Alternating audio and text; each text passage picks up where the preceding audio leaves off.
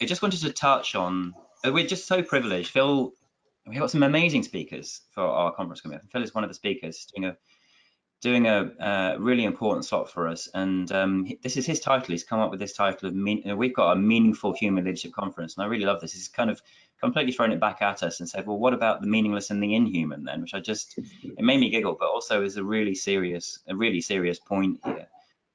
So without spoilers, too many spoilers, Phil, you were just going to tell us a little story that just really chimes with this point.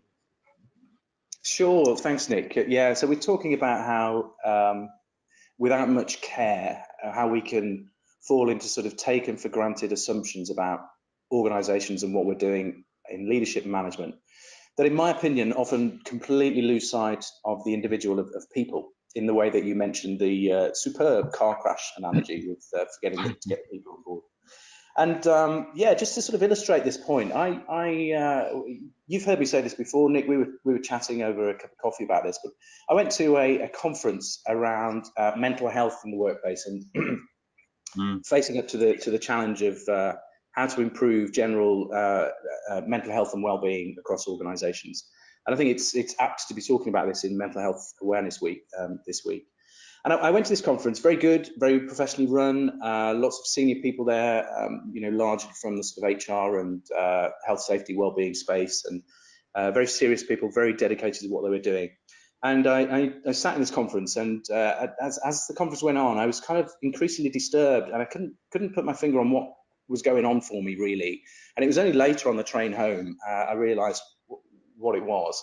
So what I'd seen was the screens at the back were full of statistics showing how things had or hadn't improved over the previous year.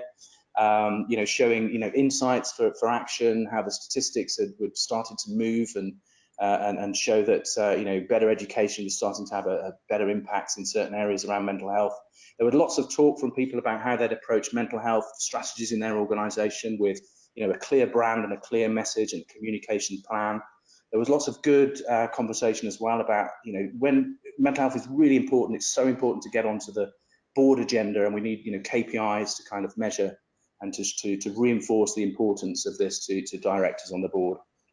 And what struck me on the train home was not once in that day did I see any people. Of course, the delegates in the conference were there, but what I mean is there were no case studies of people's struggles with mental health or successes of mental health. There was not even, Nick, not even a picture of a person in the brochure that contained all of these statistics. And I know this is a sort of fairly trite example, but, you know, for an issue like mental health to be discussed at a conference like that, to be completely dominated with numbers and brands and all of this business language about, you know, strategies and branding and communication plans and so on. It just really, it was a bit of a gut punch, actually, to realise what had been disturbing me all day. I thought, well, where are the people? Where are the such people? a human subject to completely overlook, you know, the inclusion of people. I think typifies what I'm trying to say here, which is that do we not have a general tendency to completely dehumanise what we're doing in organisations and forget that organisations are places where people come together to get stuff done together? Yeah, I know, I completely agree, and I find it shocking as well. And I just, to be fair, I think it's you know, you need to run the statistics because they give you they give you the policy tools, don't they? So you can make a big difference to a lot of people by changing things when you see the data. So we need the science, we do need the data. But I think we were chatting just before we got started. I think the thing that can so easily be forgotten when you're entranced by your statistics is that every dot in the calculation is a person. It's not a dot, and every person story is not a statistic.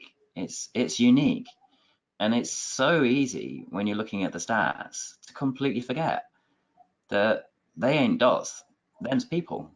And I think that's the point, isn't it? And it is shocking, and it's so easy to slip into that. So really great point. I just think it's a wonderful point, and I'm really looking forward to hearing you sort of evolve that and really challenge everybody at conferences, leaders, just to remember that point when they're looking at their leadership going forward. Really powerful stuff. So thank you so much.